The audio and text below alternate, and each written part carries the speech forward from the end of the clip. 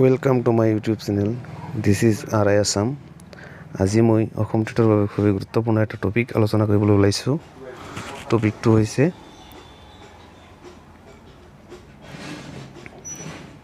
মাধৱদেৱ। তো মাধৱদেৱৰ গোটেইকেইটা সম্ভাৱনীয় প্ৰশ্ন উত্তৰ ইয়াতে আলোচনা কৰি আহিছোঁ। এইটো ভিডিঅ'ৰ জৰিয়তে আপোনালোকে ভালকৈ ৰিভিজন কৰাৰ লগতে দুই এটা প্ৰশ্ন নজনা প্ৰশ্ন আপোনালোকে জানিব পাৰিব। তো 1 নম্বৰ প্ৰশ্নটো হৈছে মাধৱদেৱৰ জন্ম কিমান চনত হৈছিল? মাধৱদেৱৰ জন্ম হৈছিল 1499 চনত উত্তৰ লখিমপুৰ নামৰ ঠাইত। মাধৱদেৱৰ মৃত্যু কেতিয়া হৈছিল? মাধৱদেৱৰ মৃত্যু হৈছিল 1596 চনত কোচবিহাৰত। মাধৱদেৱৰ পিতৃ মাতৃৰ নাম কি আছিল? পিতৃ আছিল গোবিন্দগিৰি ভূঞা, মাতৃ মনোৰমা। মাধৱদেৱৰ শিক্ষাগুৰু কোন? মাধৱদেৱৰ শিক্ষাগুৰু ৰাজেন্দ্ৰ অধ্যাপক। শংকৰ আৰু মাধৱৰ মিলনক কি বুলি জনা যায়? শংকৰ আৰু মাধৱদেৱৰ মিলনক মণিকাঞ্চন সংযোগ বুলি জনা যায়। আৰু এই মণিকাঞ্চন সংযোগ হৈছিল 1522 চনত। ঠাইটো আছিল ধোৱাহাট বেলগুৰি। আৰু এই মণিকাঞ্চন সংযোগ বুলি কৈছিল লক্ষ্মীনাথ বেজবৰুৱাই। মাধৱদেৱৰ বৈনায়কৰ নাম কি আছিল? মাধৱদেৱৰ বৈনায়কৰ নাম আছিল ৰামদাস। বৰাৰ পো বুলি কাক কোনে সম্বোধন কৰিছিল? বৰাৰ পো বুলি শংকৰদেৱে মাধৱদেৱক সম্বোধন কৰিছিল। বাৎসল্য কবি বুলি কাক জনা যায়? বাৎসল্য কবি বুলি মাধৱদেৱক জনা যায়।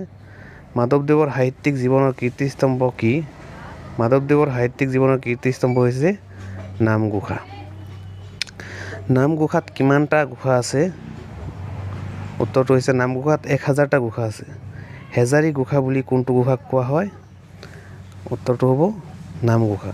কাৰণ নামঘোষাত কিমানটা ঘোষা আছে? আমি পাই আহিলোঁ 1000টা ঘোষা আছে। গতিকে 1000টা ঘোষা থকাৰ বাবে নামঘোষাক হেজাৰী ঘোষা বুলি কোৱা হয়। মাধৱদেৱৰ ৰচিত নাটৰ সংখ্যা কিমান? মাধৱদেৱৰ ৰচিত নাটৰ সংখ্যা হৈছে 5টা। মাধৱদেৱৰ ঝুমুৰাসমূহৰ মূল কি? মাধৱদেৱৰ ঝুমুৰাসমূহৰ মূল হৈছে কৃষ্ণা কৰ্ণামৃত। মাধৱদেৱৰ নাটকসমূহৰ নাম কি? আমি ইয়াৰ আগতে পাই আহিলোঁ মাধৱদেৱৰ 5টা নাটক আছিল। সেইকেইটা হৈছে চোৰধৰা, পিম্পৰা গুচোৱা, দধিমথন বা অৰ্জুন ভঞ্জন, ভূমি লেটুৱা বা ৰাম ঝুমুৰা, ভোজন বিহাৰ বা ব্ৰহ্মামোহন ঝুমুৰা। দধিমথনৰ আন এটা নাম কি? দধিমথনৰ আন এটা নাম হৈছে অৰ্জুন ভঞ্জন। ৰাম ঝুমুৰাৰ আন এটা নাম কি? ভূমি লেটুৱা। ব্ৰহ্মামোহন ঝুমুৰাৰ আন এটা নাম কি? ভোজন বিহাৰ। মাধৱদেৱৰ শেষ ৰচনা কি? ভক্তি ৰত্নাৱলী। মাধৱদেৱৰ তত্ত্বমূলক ৰচনা কি কি? মাধৱদেৱৰ তত্ত্বমূলক ৰচনা হৈছে জন্ম ৰহস্য, ভক্তি ৰত্নাৱলী, নাম মালিকা। মাধৱদেৱৰ বৰগীতৰ সংখ্যা 157টা। গুৰু বটিমা কাৰ? গুৰু বটিমা হৈছে মাধৱদেৱৰ। চৰিত তোলা প্ৰথাৰ প্ৰৱৰ্তক কোন? মাধৱদেৱ। তেজেৰে কমলাপতি বৰগীতটিৰ ৰচক মাধৱদেৱ। ধন্যবাদ ভিডিঅ'টো চোৱাৰ বাবে। আপোনালোকে যদি ভিডিঅ'টো ভাল পাইছে লাইক, কমেণ্ট আৰু শ্বেয়াৰ কৰিব আৰু